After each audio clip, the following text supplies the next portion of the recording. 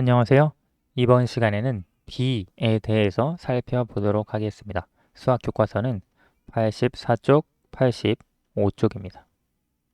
우리가 이번 단원에서 B 그리고 비율에 대해서 살펴보는데요. 이번 시간에 B에 대해서 살펴볼 거예요. 84쪽부터 알아봅시다.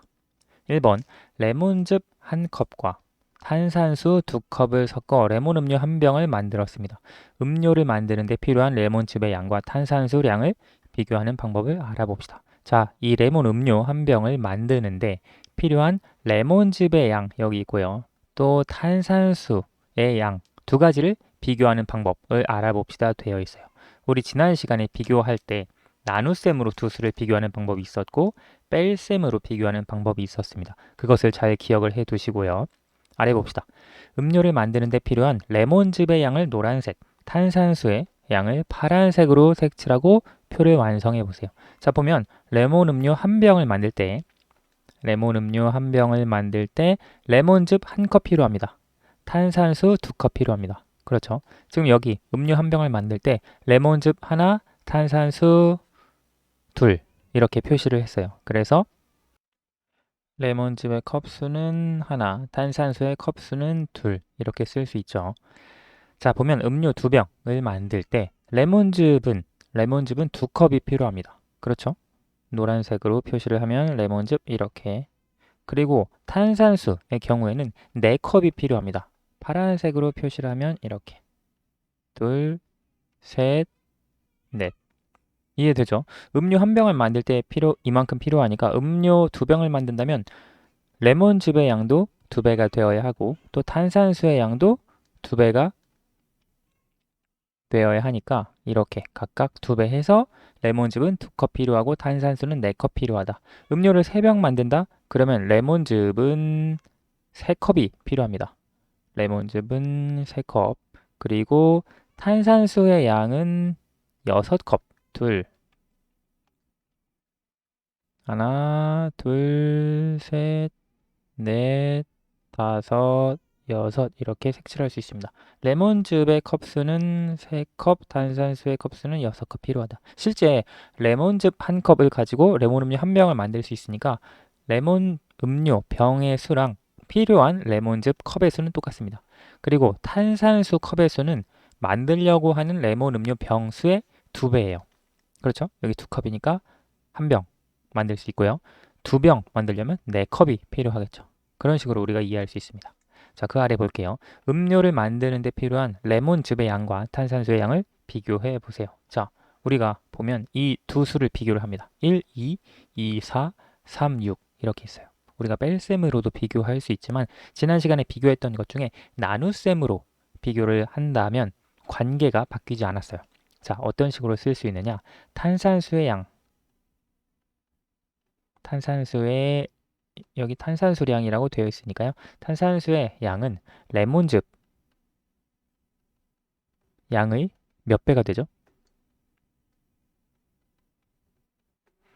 탄산수는 레몬즙의 2배, 여기도 2배, 여기도 2배가 되죠. 따라서 탄산수량은 레몬즙 양의 2배. 이렇게 비교할 수 있습니다. 위에서 비교한 방법, 우리가 이것은 두 양이 나눗셈으로 비교를 한 건데요. 두 양이 일정하게 늘어나죠. 일정하게 늘어남으로 나눗셈으로 비교했습니다. 만약에 우리가 이걸 뺄셈으로 비교한다? 음료 1병일 때는 차이가 1이고요. 음료 2병일 때는 차이가 2, 음료 3병일 때는 차이가 3컵. 이렇게 각각 다 다르기 때문에 일정하게 관계를 찾아주기 위해서는 나눗셈으로 비교할 수 있습니다. 자, 이것과 관련해서 중요한 것 설명할게요. 두 수를 나눗셈으로 비교하기 위해서 이와 같은 기호를 앞으로 사용을 할 거예요. 이것을 B라고 이야기를 하고요. 예를 들어 두 수 1과 2를 비교를 할 때 이렇게 쓸 거예요. 이걸 어떻게 읽느냐? 1대 2라고 읽습니다. 이와 같은 기호를 대라고 해서 읽을 거고요. 따라서 1대 2는 어떤 식으로 읽을 수 있느냐? 1대 2라고 읽을 수 있고 1과 2의 B라고 읽을 수 있습니다. 또는 1의 2에 대한 b 또는 2에 대한 1의 b라고도 읽을 수 있습니다. 이게 말이 조금 어려워요. 자, 1대 2는 우리가 바로 읽을 수 있죠. 1대 2. 그리고 1과 2의 b. 그 다음 자 보세요. 1의 2에 대한 b예요. 즉 뭐냐? 이것은 1의 b예요. 1의 b. 앞에 있는 수 1의 b인데 뭐에 대한 b냐? 뒤에 있는 수 2에 대한 b. 여기도 보면 2에 대한 1의 b. 자, 여기 앞에 있는 수에 대한 앞에 있는 수의 b입니다. 예를 들어 3대 4라고 해볼게요. 이건 앞에 있는 수 3의 b예요. 3의 b인데 뭐에 대한 3의 b냐? 뒤에 있는 수 4에 대한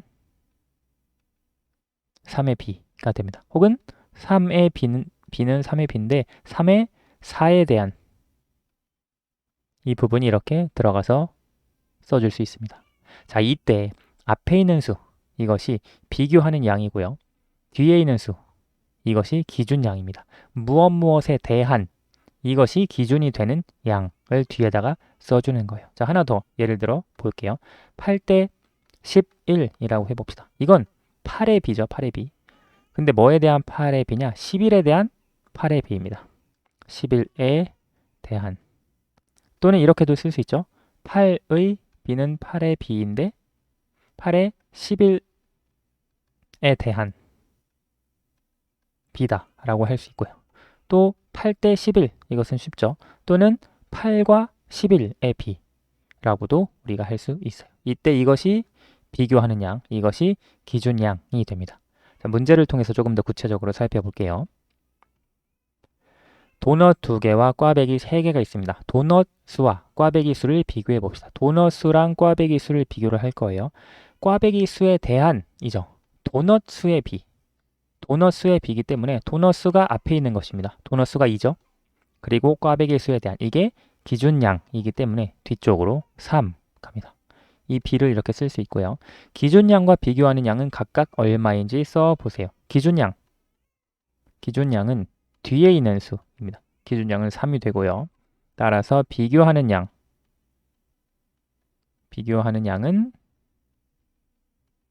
2가 됩니다.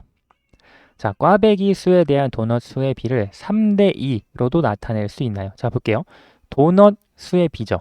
그러면 도넛 수가 앞에 나와야 돼요. 도넛 수가 2죠. 그리고 꽈배기 수에 대한 이 기준량이 뒤로 가야 합니다. 따라서 2대 3으로 써야 해요. 3대 2로도 나타낼 수 없습니다.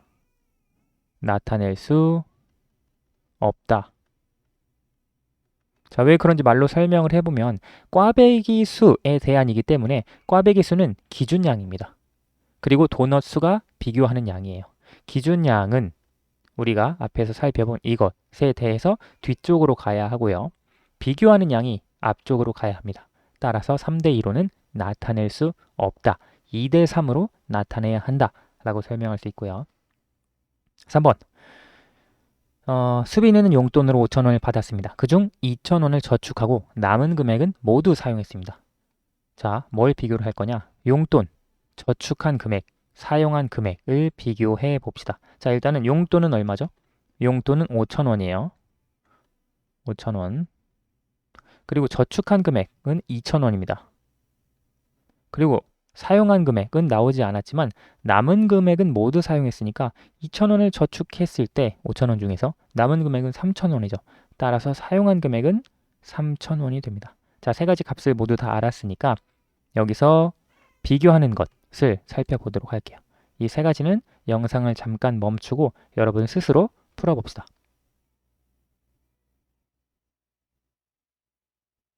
다 풀어보셨나요? 자, 하나씩 볼게요. 수빈이가 받은 용돈에 대한인데 저축한 금액의 비이기 때문에 저축한 금액을 먼저 쓰는 거예요. 저축한 금액이 2,000원이죠. 그리고 뒤에 여기 기준량 받은 용돈에 대한이기 때문에 여기 5,000이 뒤로 갑니다. 자, 2,000 대 5,000으로 쓸 수 있고요. 또 사용한 금액의 비예요. 그러니까 사용한 금액 이것이 비교하는 양 앞에 갑니다. 사용한 금액 3,000이 되고요. 근데 뭐에 대한 비냐? 받은 용돈에 대한이니까 받은 용돈은 5,000원 이렇게 쓸 수 있어요. 자, 마지막 사용한 금액의 비죠. 사용한 금액의 비이기 때문에 3,000이 비교하는 양이 되고요. 뭐에 대한이냐? 저축한 금액에 대한이기 때문에 저축한 금액은 2,000원이죠. 따라서 3,000 대 2,000으로 쓸 수 있습니다. 오늘은 여기까지 하도록 할게요. 감사합니다.